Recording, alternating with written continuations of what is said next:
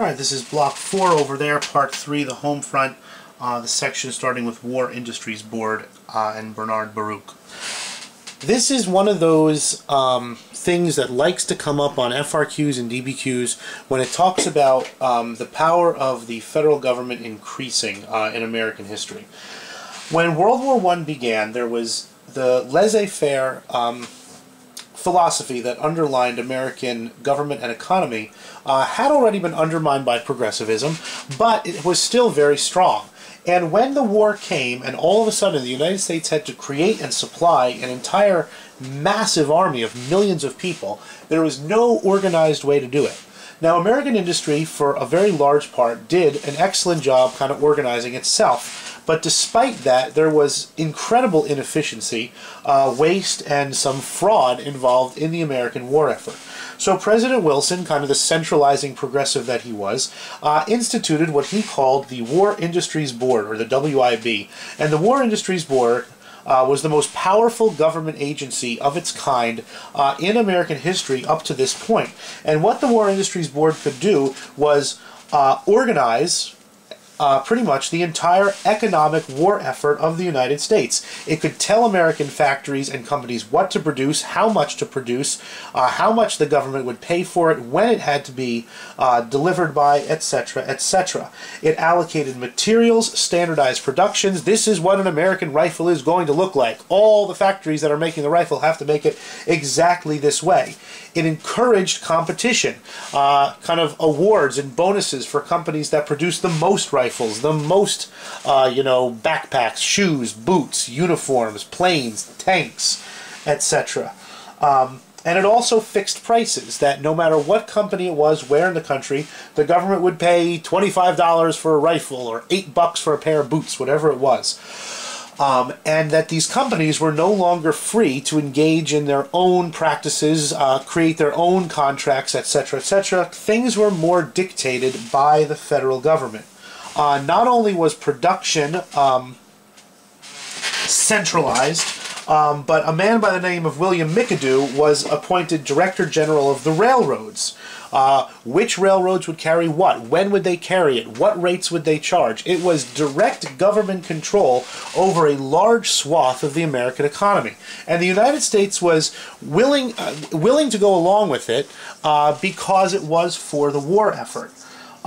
Government regulation advanced much further through the War Industries Board than even the progressives had imagined back in 1912. That this was a huge step on the road towards the government being much more involved with the economy than it ever had been in American history. And the man's picture who you are looking at is Bernard Baruch, who led this enormous, think about the organization needed to do something like this, in the era before computers. And before cell phones and all those sorts of things. So you really kind of get an appreciation for the organizational capabilities of Mr. Bernard Baruch, who used this incredibly powerful War Industry Board to streamline the entirety of American industrial production towards the war effort. It was quite a feat. The next thing was the National War Labor Board, which was headed by William Howard Taft. And we remember good old William Howard Taft, former president, big fat guy. There's President Taft. And the National War Labor Board was kind of a way to keep labor and capital on the same page during the war. And Taft was a born conciliator. He was a man who always sought compromise, kind of whenever he could. And the National War Labor Board arranged higher wages for workers in exchange for kind of the more hours that they would be expected to put in during the war economy. Taft insisted on improved safety measures. He said that, we're not going to put workers at risk. Putting soldiers on the front at risk is bad enough.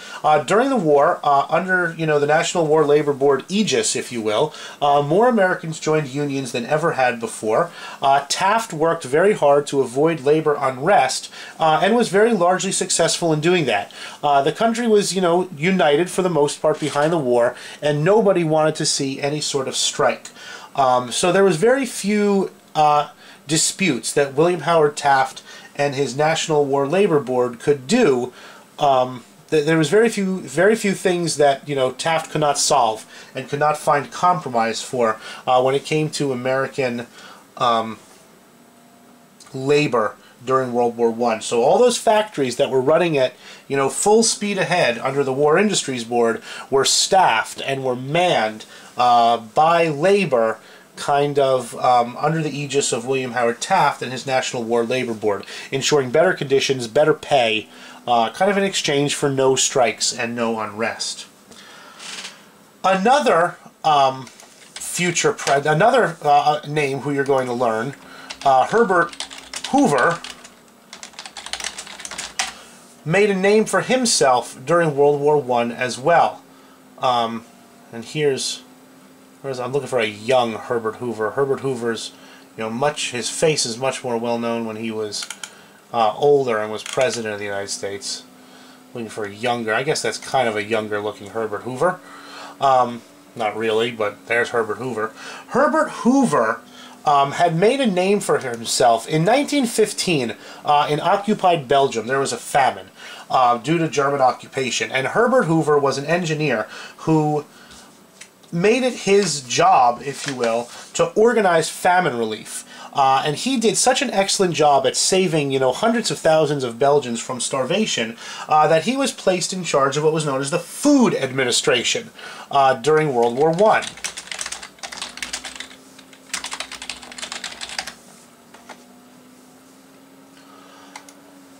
This was all voluntary. Herbert Hoover, kind of got the United States to, and American citizens throughout this country, to grow more food, to give up food on particular days. It's kind of an interesting thing here.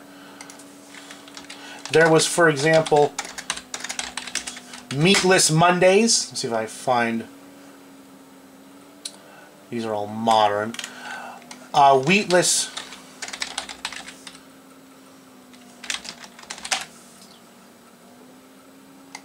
Yeah, here's a poster. This is an interesting one.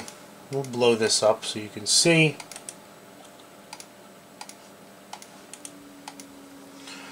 People were encouraged to do this on a volunteer basis. Give up meat on Tuesdays, give up wheat on Thursdays. Here's a poster in her wheatless kitchen. This woman is doing what she can to help win the war, and down the bottom it asks, are you doing your part to win the war? The United States Food Administration. People grew victory gardens. They grew their own fruits and vegetables in their backyard so that the government could use the rest of them to feed not only its own soldiers, but British soldiers and French soldiers as well.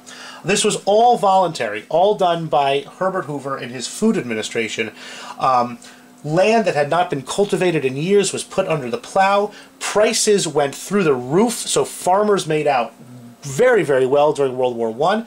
They sold their food to the government for a fixed price, who then sold it to the British and the French and to the American Army. Farmers were doing well. Production was up. Farmers had more income. And after the war, they would use that income to buy stuff. So the War Industries Board kind of streamlines American industry. The National War Labor Board ensures labor peace, and then Herbert Hoover's Food Administration makes sure that there's plenty of food to send overseas to the soldiers. The last way that the government kind of increased its power during World War I was through the Selective Service Act of 1917.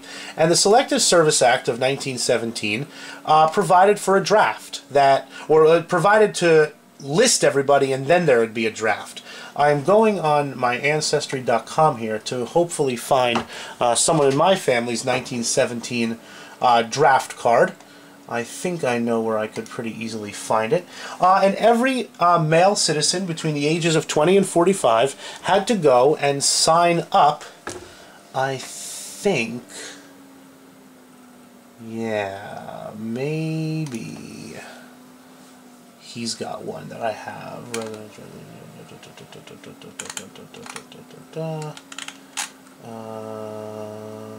and sources.